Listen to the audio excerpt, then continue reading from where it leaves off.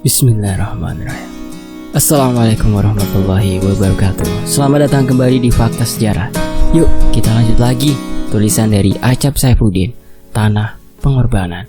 Tapi sebelum kita masuk ke bagian berikutnya, alangkah baiknya ayo doa dulu yuk. A'udzu bikalimatillahi tammati min syarri ma khalaq. Bismillahirrahmanirrahim. Wa huwas samiul alim. Allahumma sholli ala sayyidina Muhammad. Ini dia kelanjutannya. Tanah Pengorbanan.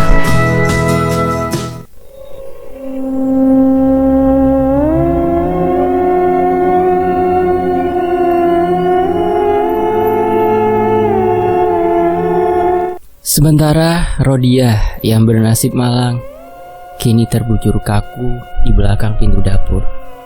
Sementara Dadang tampak berlutut di samping perempuan yang ia bunuh tersebut. Ia menangis terseduh-seduh merasa sangat bersalah atas apa yang telah diperbuatnya. Ini semua demi istri tercinta. Maafkan saya Rodiah, maafkan saya. Mahfud, saya tidak mempunyai pilihan. Seandainya istri saya sudah tiada, saya lebih memilih untuk mati daripada mengkhianati kalian.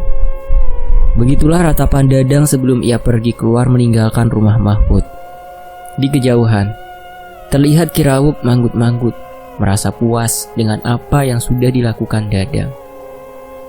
Setidaknya, aku bisa membersihkan tanah itu untuk kubangun istana kerajaanku nanti. Gumamnya seraya berlalu. Masa sekarang? Masa saat Dodi berhasil melewati malam horor di sang pejalan malam. Hari itu, Dodi bersama Andre pergi ke kabupaten untuk mengunjungi Pak Dadang di penjara. Tujuannya tiada lain untuk mengorek keterangan lebih mengenai sosok Ki Rawup. Oh ya teman-teman, untuk kisah sang pejalan malam tentang Dodi nanti akan saya bawakan ya, insyaallah. Oke lanjut. Andre berkata saat berhadapan dengan Pak Dadang yang dihalangi bilik dengan kaca berlubang. Andre berkata seperti ini. Saya tidak tahu jika selama ini Pak Dadang menyembunyikan rahasia dari saya dan warga desa Cikauripan.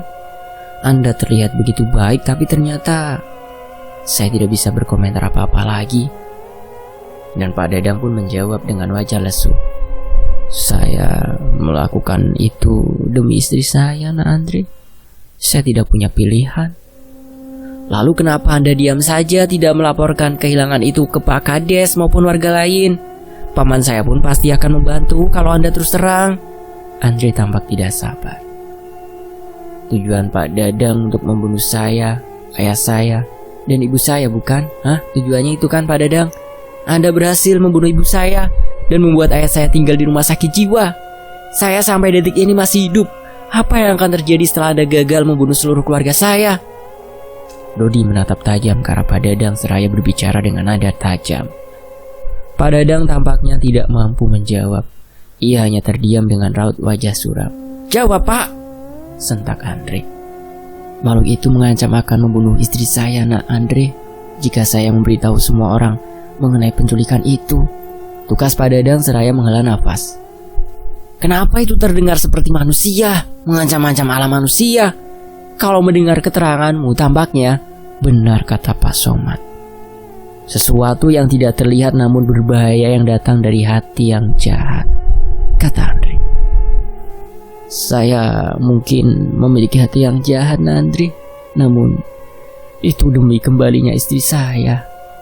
Saya sangat mengkhawatirkannya. Ia diculik ketika sedang mengandung 2 bulan. Sekarang hampir 30 tahun berlalu. Istri saya belum juga kembali. Saya sudah pasrah sekarang. Apapun yang akan terjadi pada saya akan saya terima, ujar Pak Dadang. Pak Dadang, apa Anda mengenal Ki Rawup? Kalau iya, beritahu kami di mana tempatnya berada, kata Andre ketika teringat hal pokok yang harus diketahuinya dari Pak Dadang. Pak Dadang terlihat ragu saat ditanya Andre mengenai begawan itu. Dia ada di tengah alas kawuni. Jika kalian ke sana akan menemukan sebuah rumah panggung tanpa dinding. dengan kolam air mancur di depannya. Tutur Pak Dadang dengan nada gemetar. Seharusnya kita kemari bersama Pak Somad. Aku merasa mengorek keterangan mengenai Kirawuk akan menimbulkan malapetaka di sini. Aku merasakan tempat ini menjadi gelap, ujar Andre seraya mengedarkan pandangannya ke sekeliling. Dodi pun turut melihat-lihat sekeliling. Benar apa yang dikatakan Andre. Kemana mereka? Tidak mungkin para petugas itu meninggalkan kita begitu saja, ujar Andre saat menyadari di tempat tersebut tinggal ia, Dodi, dan Pak Dadang. Sangka Senah kan datang. Kita tidak dapat kabur darinya, kata Pak Dadang cemas dari balik kaca. Ya, waktu itu saya melihatnya tenggelam ke dalam rawa gaib. Saya pikir dia tidak akan kembali lagi, kata Dodi. Iblis tidak akan pernah bisa dibunuh manusia. Kita hanya bisa mengusirnya atau mengurungnya. Sekarang yang lebih gawat, Sangkapati telah keluar dari kurungannya. Ada apa dengan Abah Jari? Kata Pak Dadang sembari penasaran ke arah Dodi dan Andre. Beliau telah meninggal tepat di malam tanggal 1 Januari menjelang tahun ke-30, tugas Andre. Pak Dadang terlihat tertegun mendengar jawaban Andre, sementara Dodi terlihat waspada ketika suatu asap putih menguar memenuhi ruangan. Ceklak, mendadak listrik padam, menyebabkan semua lampu di ruangan tersebut mati. Celaka, dia benar-benar datang, ucap Pak Dadang. Aku tidak mau menjadi pengikut mereka. Bagi kalian, saya mohon bunuh saya sekarang, pinta Pak Dadang tiba-tiba. Andre dan Dodi tidak menghiraukan kata-kata Pak Dadang. Mereka berdua saling membelakangi, mewaspadai apa yang akan terjadi selanjutnya. Nah Andre, nak Dodi, saya mohon bunuh saya sekarang, pinta Pak Dadang lagi, seraya celingukan dengan panik ketika suatu bau menyengat memenuhi ruangan. Kami tidak bisa begitu saja membunuh seseorang, meskipun orang itu memiliki salah terhadap kami. Tetap di sana Pak, jangan kemana-mana, kata Andre seraya merogoh kitab suci Al-Quran dari tas gendongnya. Aku tidak pernah mengalahkan iblis secara sengaja. Apa aku bisa mengalahkan iblis itu lagi? Ujar Dodi seraya membelitkan kalung ratih di pergelangan tangan kanannya. Kita harus bekerja sama. Tampaknya musuh benar-benar telah mengurung kita di dalam lingkaran gaib. Tugas Andre seraya membaca Ta'awud dan Basmalah. Dodi melihat sekeliling.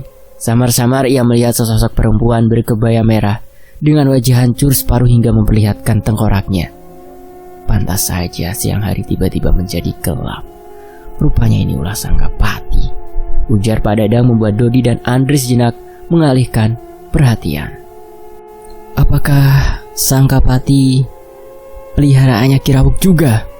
Tanya Dodi. Pak Dadang menggeleng. Hanya Sangkasena yang selalu patuh terhadap Kirawuk. Sangkapati adalah sosok lain. Sosok seorang perempuan berkebaya merah berwajah hancur. Ia lebih sakti daripada Sangkasena. Aku pikir Sangkasena yang akan muncul, tapi rupanya Sangkapati yang datang. Lanjut Pak Dadang seraya mengusap wajahnya ketika ia menyadari ada sosok di belakangnya sedang berjalan ke arahnya. Pak Dadang, itu di belakangmu, pekik Dodi ketika sosok yang baru dilihatnya sedang berjalan pelan ke arah Pak Dadang. Andre yang berada di samping Dodi membaca doa serta ayat-ayat suci sebanyak-banyaknya. Namun sialnya, sosok tersebut tidak juga pergi. Kamu membacanya dalam kondisi panik, Andre. Cobalah tetap tenang, kata Dodi seraya mengacungkan telunjuk ke arah sosok Sangkapati di belakang Pak Dadang. Hanya Abah Jari yang dapat mengalahkannya. Tapi sekarang, ucap Pak Dadang tanpa berusaha menoleh ke belakang.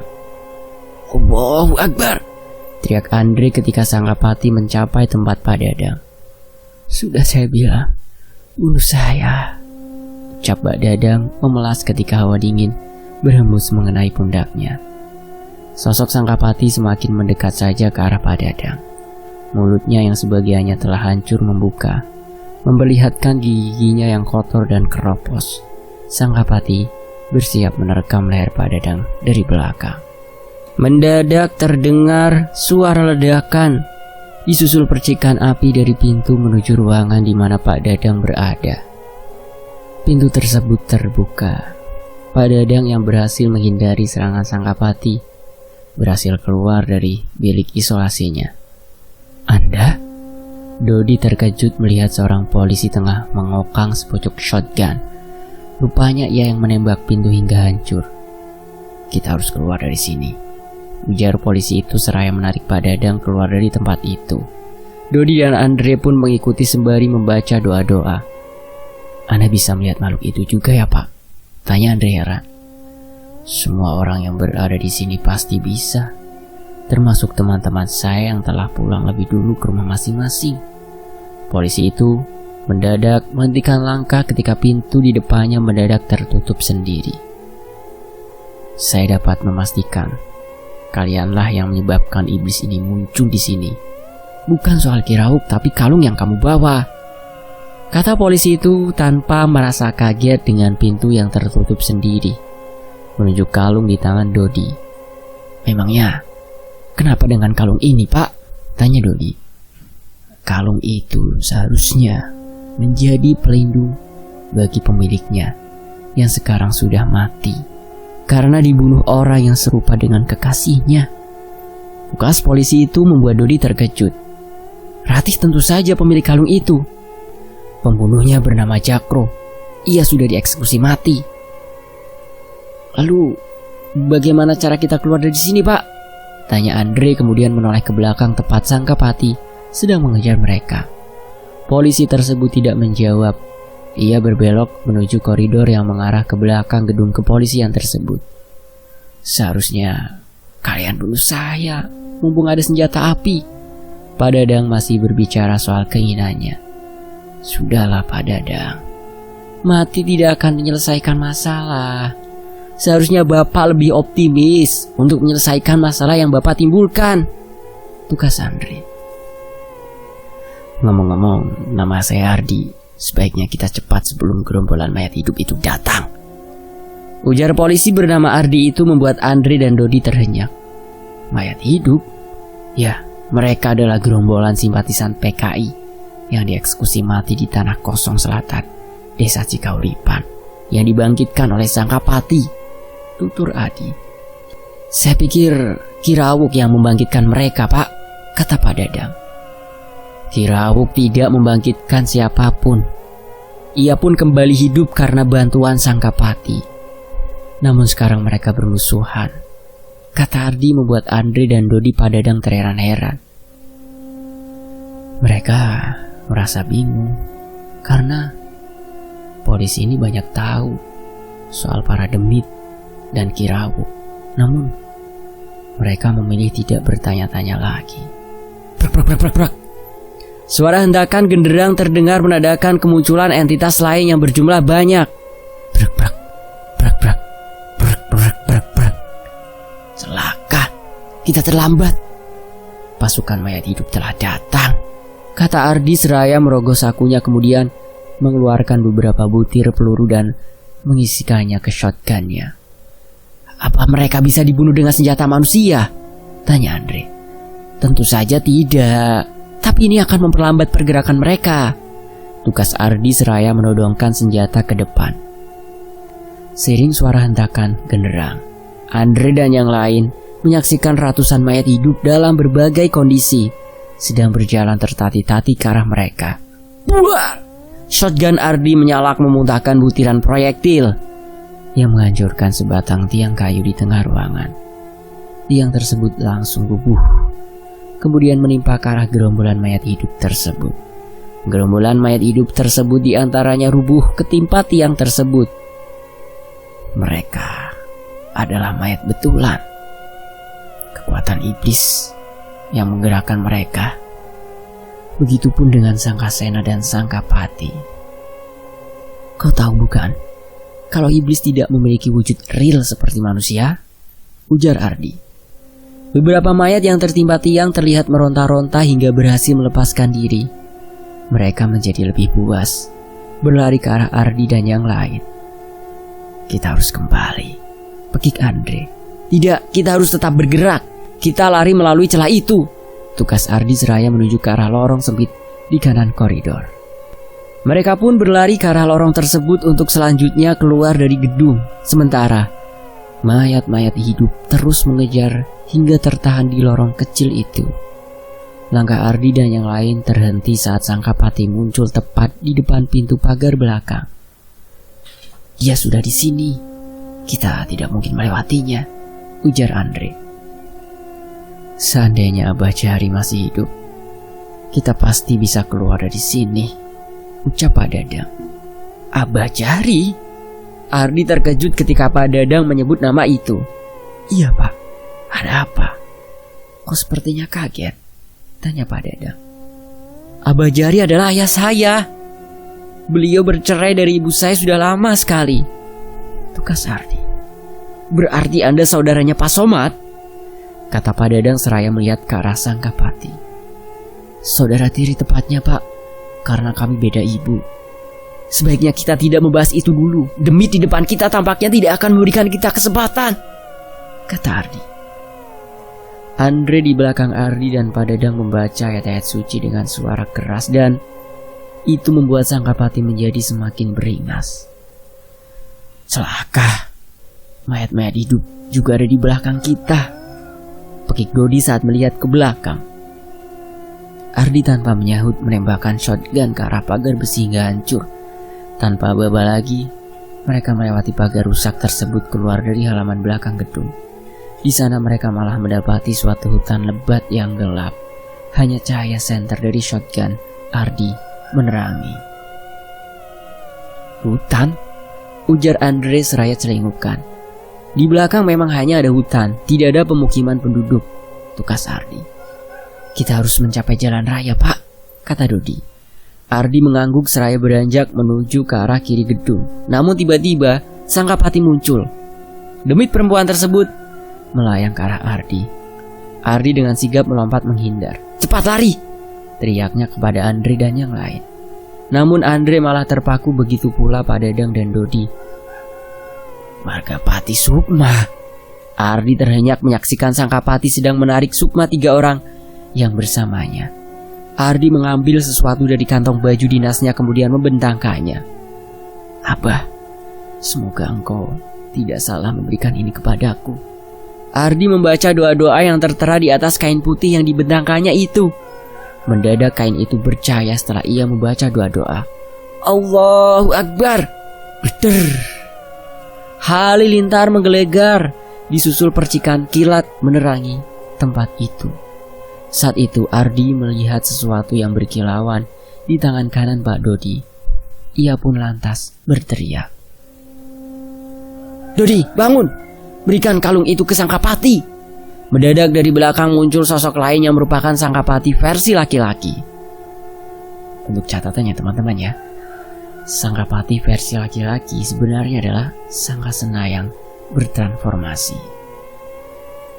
Sosok tersebut bergerak cepat melayang ke arah Ardi. "Dodi, dengarkan saya!" teriak Ardi.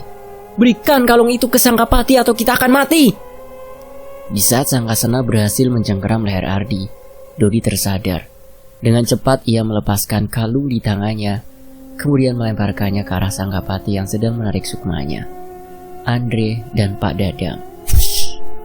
Kalung tersebut melesat kemudian melilit leher Sangkapati. Kalung yang bersinar tersebut membelit leher demit itu hingga sukma Dodi, Andre dan Pak Dadang gagal ditariknya. Sangkapati melorot, kemudian jatuh ke atas tanah. Sosoknya tiba-tiba menjelma menjadi seorang gadis berparas cantik, mengenakan kebaya yang sama, yaitu kebaya merah. Dodi terkejut melihat perubahan wujud Sangkapati. Namun, ia langsung mengalihkan perhatian ke arah Ardi, yang sedang sekarat karena diguna-gunai Sangkasena. Gadis jelmaan Sangkapati tiba-tiba melemparkan tusuk konde ke arah Sangkasena. Sangkasena terlempar ke belakang saat tusuk konde mengenai wajahnya. Tanpa memberi kesempatan, Sangkapati melanjutkan serangan ke arah Sangkasena. "Balik maneh!" ujar Sangkapati seraya melilitkan selendang ke tubuh Sangkasena. Tubuh Sangkasena menguar menjadi serpihan yang terbang ke udara. Sosok tersebut menghilang di kegelapan. Tak lama terdengar suara ayam jantan berkokok menandakan fajar telah tiba. Sangkapati masih berada di sana. Ia mendekati Ardi, kemudian memeriksa kondisi pria itu. Untung saja, aku tidak terlambat menghancurkan Sangkasena. Ucapnya seraya bangkit. Anda siapa? Pak Dadang tercekat melihat penampilan Sangkapati yang sekarang. Namaku Dewi Rahayu Anggraini, bergelar Sri Sangkawati, putri Prabu Jayakusuma dari kerajaan Paninggalan. Tukas Sangkapati seraya tersenyum penuh arti. Siapa? Ucap Andre seolah lupa dengan apa yang dikatakan Sangkapati. Sangkapati atau Dewi Rahayu kemudian menatap ke arah Dodi. Terima kasih sudah mengembalikan kalung sukma kepadaku. Aku tidak tahu apa yang sudah aku lakukan selama mati suri. Pasti banyak hal telah aku lewati. Ngomong-ngomong sekarang tahun berapa Saka? Tutur Rahayu. Tahun Saka? Anda berasal dari mana sebenarnya? Tanya Pak Dadang yang sedang memijiti pundak Ardi. Dewi Rahayu terlihat kebingungan. Kerajaan Pajajaran telah menghancurkan kerajaan ayahku. Hari itu aku disiksa oleh para hulu balangnya, ucapnya. Nyai sekarang ada di tahun 1996 Masehi. Ngomong-ngomong saya tidak tahu jika kalung itu milikmu, tukas Dodi. Apa?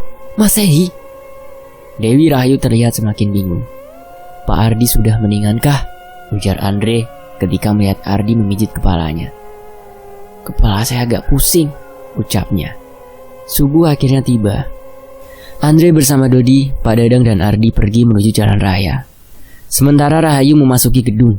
Tampaknya ada sesuatu yang ingin ia selesaikan di sana. Dan cerita berlanjut ke desa Cikahuripan, di mana Pak Somad bersama Pak Dirman mendapati para warga sedang gempar di lokasi tanah kosong atau tanah larangan. Mereka menemukan ratusan tulang belulang manusia yang berserakan di lokasi. Bahkan di antaranya ada yang berserak di bekas rumah Pak Mahfud, ayahnya Dodi. Dari mana asalnya tulang-tulang ini? Gumam Pak Dirman. Ini sangat aneh, tukas Pak Somad. Setelah bertahun-tahun kenapa baru ada sekarang? Padahal eksekusi liar itu dilakukan pada tahun 68. Kasihan mereka tidak ditempatkan dengan layak. Mereka mungkin memang PKI, tapi apa yang menimpa mereka tidak bisa ditolerir begitu saja. Hanya orang-orang barbar yang melakukan ini, kata Pak Dirman menyayangkan terjadinya peristiwa yang merenggut nyawa ratusan ribu orang itu. Kita akan memakamkan mereka semua di tanah itu secara massal, ucap Pak Somad. Di atasnya kita akan membangun monumen sementara dari kayu, hingga pemerintah mengucurkan dana untuk pembangunan monumen yang lebih baik. Di hari berikutnya, Andre bersama Dodi, Ardi, dan Pak Dadang tiba di desa. Pak Dadang tidak bebas secara murni. Saya membawanya kemari untuk mengembalikan semua orang yang disesatkan Sangkasena dan Sangkapati, ucap Ardi di hadapan seluruh warga desa yang akan kerja bakti menggali tanah untuk kuburan massal. Kak Ardi? Pak Somad yang baru tiba terkejut melihat kakak tirinya sedang berpidato di hadapan warga. Sekarang, apa yang akan kita lakukan untuk mengembalikan mereka yang disesatkan? Tanya Pak Dirman. Saya menemukan seseorang yang bisa membantu kita menemukan para warga yang diculik dan disesatkan Sangkasena dan Sangkapati, ujar Pak Ardi. Sebelumnya Ardi saja tadi ya. Dari balik kerumunan warga muncullah Rahayu, membuat semua orang terkejut. Ia maju ke arah Pak Ardi. Maaf jika kedatangan saya membuat kalian bingung. Jangan kaget kalau saya mengatakan bahwa saya adalah Sangkapati, sosok yang suka menculik warga dan menyesatkannya di alam gaib. Tapi itu dulu, waktu sukma saya sedang tersesat karena seseorang menyesatkan saya ke dunia para iblis, tutur Rahayu. Para warga tampak terkejut. Mereka saling pandang kemudian berbisik-bisik. Salah seorang warga melangkah maju kemudian berkata lantang, "Kamu Sangkapati? Kalau begitu kembalikan anak saya yang hilang," kata warga itu. "Betul," teriak yang lain. Rahayu mengedarkan padangan kemudian kedua matanya menangkap sesosok kakek berambut panjang penuh uban sedang berdiri di antara rumpun bambu. "Raden Jarasaksana alias Ki Rauk, apa yang sedang kamu lakukan di sini?" ujarnya dengan suara keras. Ki Rauk terkekeh. Sementara para warga langsung mengalihkan perhatian ke arah Ki Rauk. "Jadi, dia Ki Rauk?" ucap Andre. "Iya, dia memang Ki Rauk. Aku melihatnya sewaktu mati suri," tukas Dodi sambil melihat dengan waspada. "Saya hanya ingin mengikuti upacara penguburan warga saya. Sangat tidak elok jika saya selaku tetua tidak turut serta melepas mereka ke peristirahatan terakhir," kata Ki Rauk. "Dan lagi saya ingin menyampaikan kekecewaan saya karena gagal membalaskan dendam mereka." "Lantas saya harus apa, Sangkasena?" tukas Rahayu membuat semua orang kaget. "Apa? Jadi Sangkasena sebenarnya adalah Ki Rauk?" "Sangkasena hanya wujud lain dari dirinya. Sekarang wujud itu tidak bisa kau gunakan lagi, bukan? Iblisnya telah kembali ke alamnya," tutur Rahayu. "Ki Rauk, Anda kenal saya?"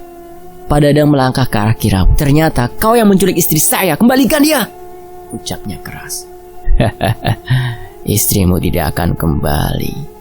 Dia sudah menjadi penghuni tetap di alam gaib." Tugas Ki Rauk membuat Pak Dadang marah. "Bajingan kau kakek tengik, matilah!" Pak Dadang tiba-tiba menyambar sebilah golok yang tergeletak di samping seorang warga. "Pak Dadang, jangan!" teriak Andre seraya berlari ke arah Pak Dadang. Terlambat.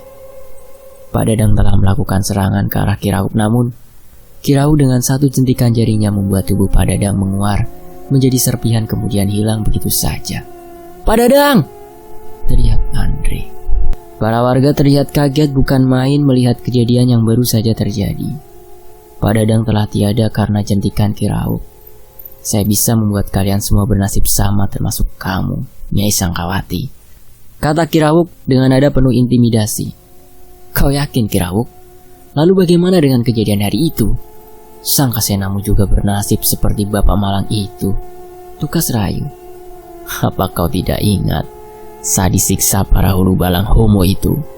Aku membantu menyesatkanmu agar kamu dapat membalas perlakuan mereka terhadapmu," tukas Ki Rauk. "Aku tidak tahu kalau aku membunuh mereka. Aku tidak ingat sama sekali. Kau membuatku kehilangan diriku selama ini. Aku menyesatkanmu agar dirimu membalas dendam atas kematian ayahmu dan seluruh keluargamu. Kau telah melakukannya dengan baik. Dendammu sudah terbalaskan. Sekarang waktunya bagimu menyusul mereka." Ki Rauk menatap tajam ke arah Rahayu. "Aku akan menyusul mereka, tapi sebelum itu aku ingin memastikan kau tidak lagi mengganggu orang-orang.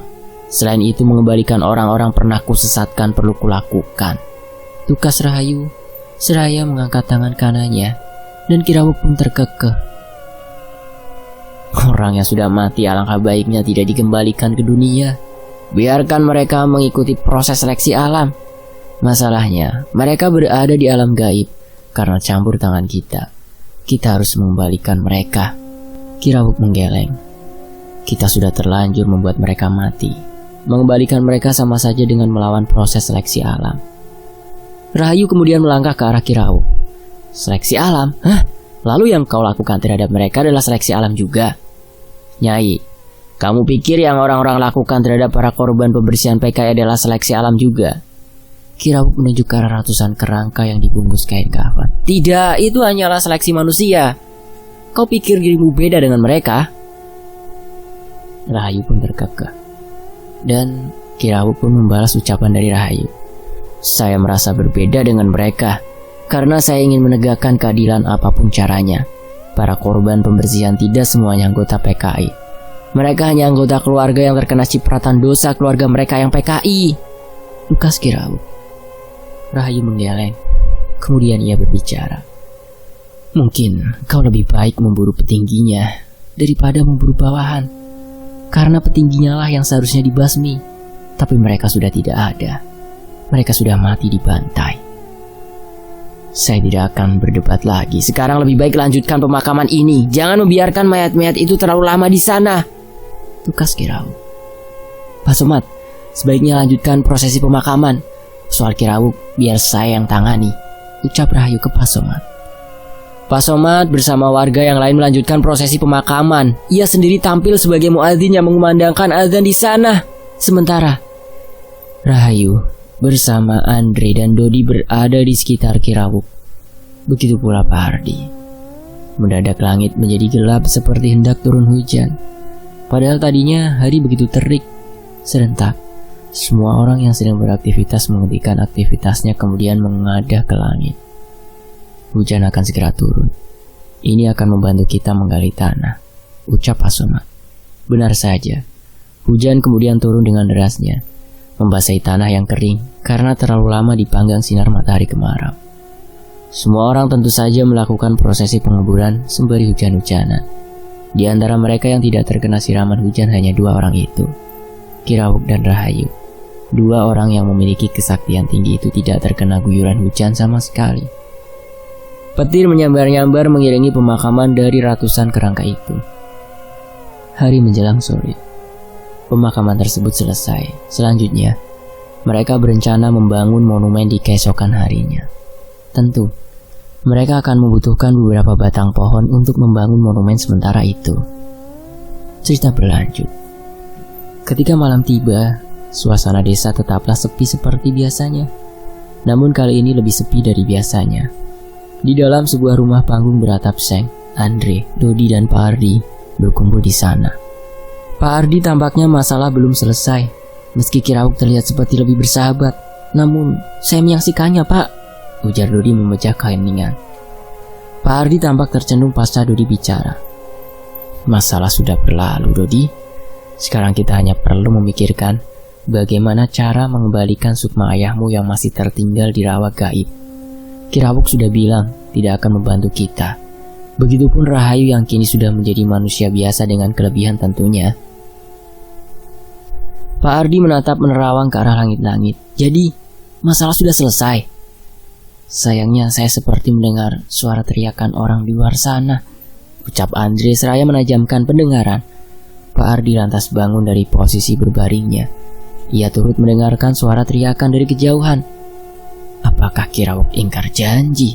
Gumamnya. Saya tidak akan ingkar janji, Pak Hardi. Ucapan seseorang dari luar rumah membuat seisi rumah terperanjat. Kirawuk. Dan kisah tanah pengorbanan selesai. Kita akan lanjut ke memburu Kirawuk. Sampai di sini dulu teman-teman. Terima kasih ya Kang Asep ya. Juga terima kasih buat teman-teman yang udah mau nyaksiin kisah ini di sini. Sampai jumpa di kisah lainnya. Tetap di Fakta Sejarah. Wassalamualaikum warahmatullahi wabarakatuh. Alhamdulillahirabbil alamin.